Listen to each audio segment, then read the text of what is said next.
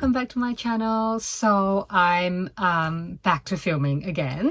I was feeling a bit unmotivated. Anyway, another unboxing. Okay, so this bag, I saw Tanner Leatherstein review it, and so I was very interested to give it a try because I found out that one of our local store, because I was googling, have this bag and this brand. So the brand that he's talking about is Manu Atelier.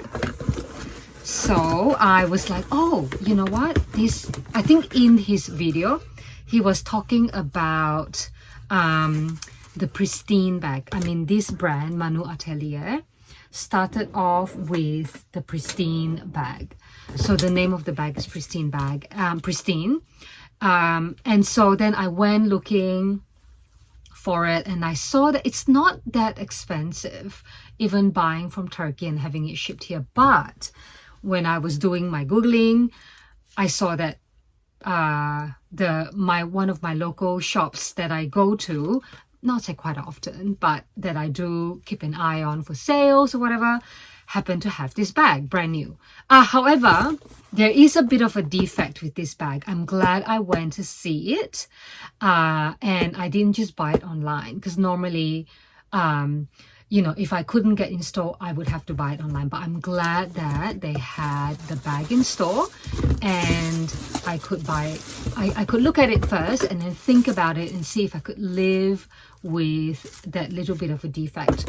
But having said that, they did give me extra discount. It was already on sale, and they did give me another extra 20% off. So let's see which one I picked up. And also, it will be my very first suede bag. Yes.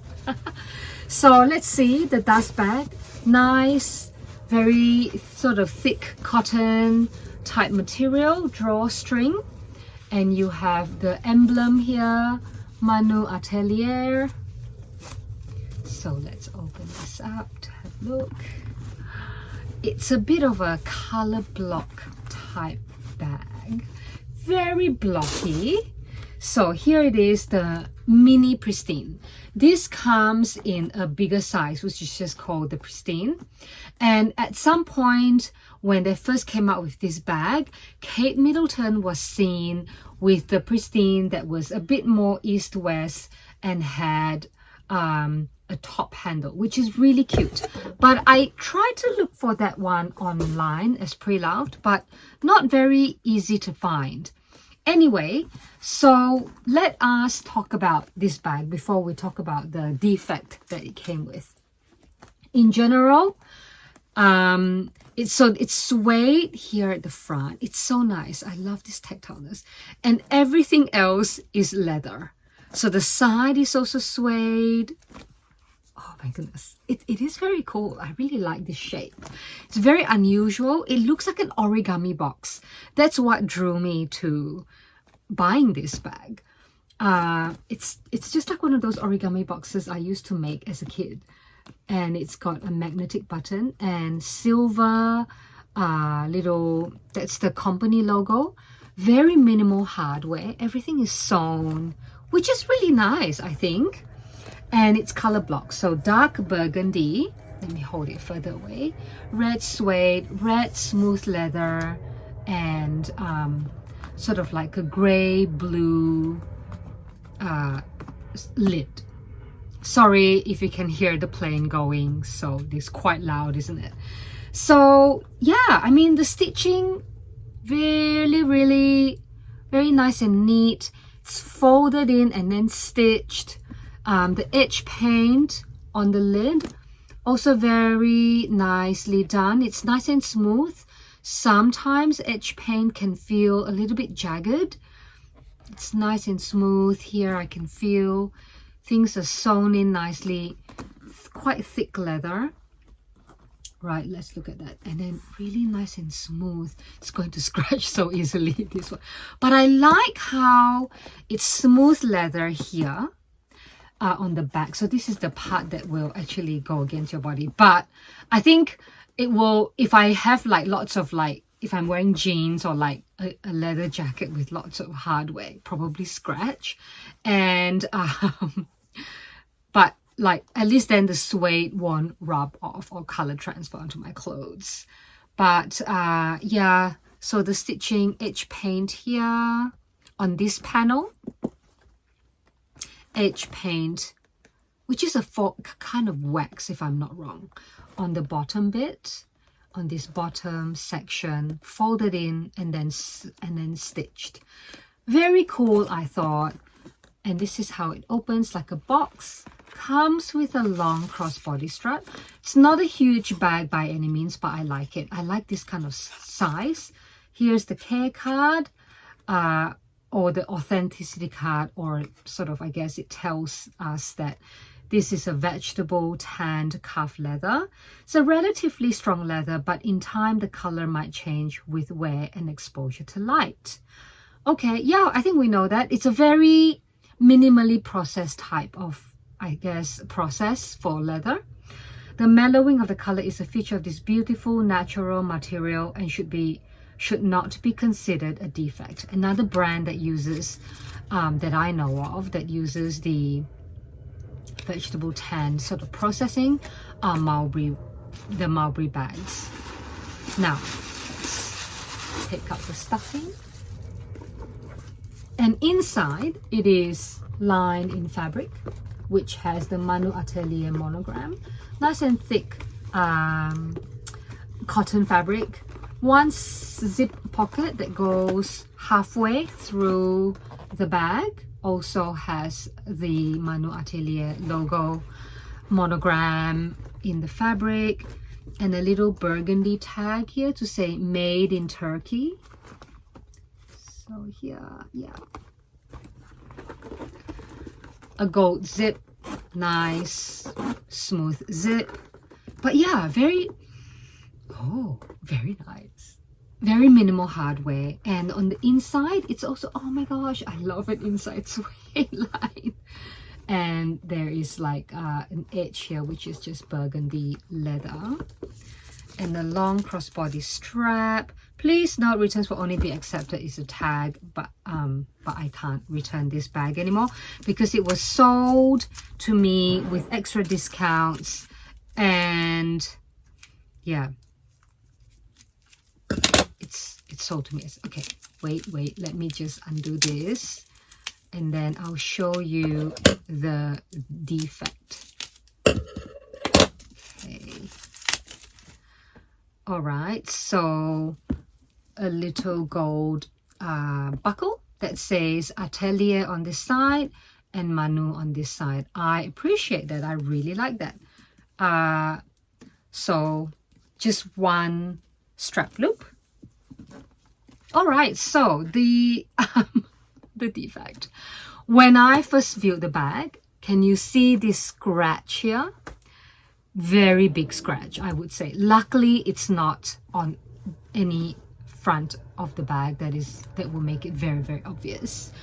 But because it's smooth leather, yeah, and it was just scratched, it's like it caught on something really, really sharp, like a pin or something. Yeah, but when the lady saw it, she was very apologetic and she was like, oh no, you know, we just want to let you know that this shop, we sell all brand new things. We don't sell seconds. We definitely do not sell anything that's damaged, and we can give you extra 20% off if you like. And she actually buffed the whole bag. She then conditioned everything. She's sort of cleaned up and brushed up the suede. And then once she actually buffed out here, it actually looked so much better. It's not really that obvious anymore, but of course you can just about see the if I get it right, so whatever coating or color coating or any coating or any surface, you can just about see it's actually enough to expose the underneath of the hide. So eventually I think leather experts will know that eventually it's going to, because you can see that little white bit here, it's gone underneath the color coating of this leather. Yeah, so eventually this might not fare very well, but who knows, maybe one day I will make a trip to Turkey and then I can go to the workshop and have said, oh my gosh, can you help me repair my bag please? Maybe they'll like send it off and then repair it for me. One can hope, right? Really nice. Oh goodness. Okay, so while we're here, let's do and this is hidden as well. Nice. So this is so let's do a I'm always like, my thoughts are everywhere, off with the fairies, as they say. Let's do a what fits, and then we'll do a very quick mod shot, and I'll measure out the mini pristine. Oh my goodness, I love the color blocking. I think it's so cool. Okay, so I've got my palm size wallet. I need a new wallet. Because this is cheap and nasty, and look, it's not even leather, I don't think, but I just need, yeah, something, I don't know, it's just too many folds, and it's tri-fold, and yeah, so don't really like it that much. Anyway, we'll put it in here nicely in there. Oh, and a pair of sunglasses. If you've seen my other previous video, my Boucheron owl sunglasses, and then maybe a little pouch. I normally have a little pouch to put jewelry in, and maybe let's say a little hand cream, a little eye drops, and then I'll have to say maybe a lip gloss. Yes, ordinarily they would be in a bag. Yeah, and nicely, still lots of space. Oh, phone. But because I'm using my phone to film, I have here a frame, which is, I only have an iPhone 13 mini. So easily go in here without any trouble at all. As you can see, still loads of space, and then close. Although I have to say, watching other people's reviews from like 8 years ago, so this bag is an old style, okay, the only thing is these two sides may get caught with the leather strap. So as I'm wearing it, let's say it might, when you open it, it might get just sort of rub against here. That's the only, I think, cons to the design aspect of this bag. But let's try it on the body, and then we can see for sure if that is a problem or not. Okay, so here I am, this way, crossbody. That's a perfect length. It could go a bit shorter, but we'll do that after. Just gets to underneath my hip, nice and easy. Yeah, so this part, see how it can get caught in, yeah, here sort of thing. But I like magnetic cover, because you just open it, find your things, put your things in there, and then just close it in. Yeah, doesn't seem to be too much of a problem. The strap doesn't get in the way. It's rather more like the edges getting caught in the opening. But apart from that, yeah, okay, yeah, maybe a bit, it gets a bit of the strap, but it's still a really easy sort of access. Nice and wide. I like flat bags, see, because it's just like a box. Yeah, the strap. The box, it's just like a box. You open it, you see what you want, nice and structured, a structured bag. Yeah, I really like it, and it can stand on its own. See? Oh, I love that. Okay, let's measure it. It's not a huge bag by any means, but there is a bigger size, one size bigger, which I think, because it's square and it's got quite a bit of a width, it appears, I think it will look really bulky on me. So this for me is a great size. It measures 18 centimeters length, 7 inches and a bit, but it is rather tall, so about 20 centimeters, 21 centimeters tall, include like, you know, to the top of the flap, which is 8 and a bit inches. And the width wise, so it's throughout 6 centimeters, 6 and a bit, because it can expand. So that's about 2.5 inches. Yeah, I think I really like this bag. I'm so glad I got it. I did think about it for a week, like, you know, will I be able to live with the scratch? The scratch is underneath the bag. And since there was a bit of an extra discount, I decided to go for it. So yeah, I love it. Oh my goodness. So now I have, yeah, another well-made, artisan-made bag. I mean, you know, MS also have artisans making their bag, but what I mean is just another less well-known brand, a small brand, a family-owned brand. Not that Hermes isn't family-owned, but what I mean is just, you know, one of the underdogs, or maybe not underdogs, not the right word, but like leather craftspeople who really care about their things and not expensive, like at a good price. Yeah, and a unique looking bag, because you can't get the pristine online anymore.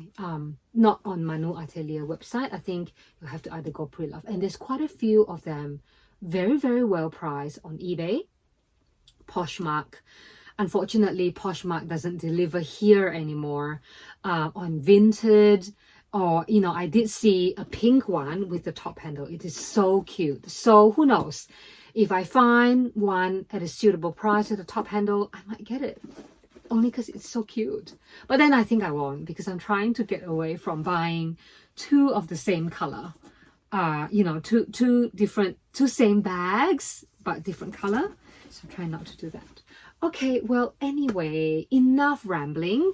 Thank you for watching, everyone, and I hope to see you in the next video. I'm trying to still go through. I have so many photos from my last Beijing trip, and there is videos from the palace, the Forbidden City Palace, which we went, and also a luxury window shopping video coming up as well, where I went to like Delvaux, Bottega Veneta, Moena, and this fancy shopping center in Beijing, which there are quite a few of them. Okay, anyway, thank you for watching, everyone, and I hope you have a wonderful day. Bye. Oh, wait, actually, before I go, I just would like to talk about this jacket. It's, again, made by a local lady here who lives in Perth, where I live, and I've known her for years. She makes clothing. Recently, she's been making clothing. In the beginning, she started off with making handbags from vintage or old silk kimonos. And I've bought a few kimonos from her, and I have one that I was like, you know, I'll never wear kimono as it is, because it's hard to tie the obi. And this is made from kimono material into a bomber jacket. This, if you can see, I'll move closer, is 24 karat gold thread. Isn't it beautiful?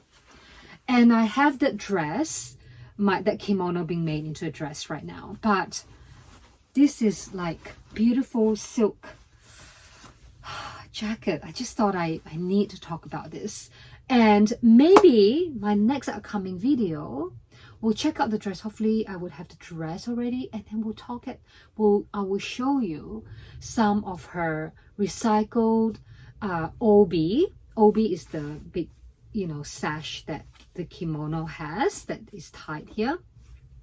So some is made of kimono fabric, and some of the bags are made from obi. yeah, maybe we'll talk about that because they're just absolutely beautiful, really one of a kind types of bags. Okay, so enough from me.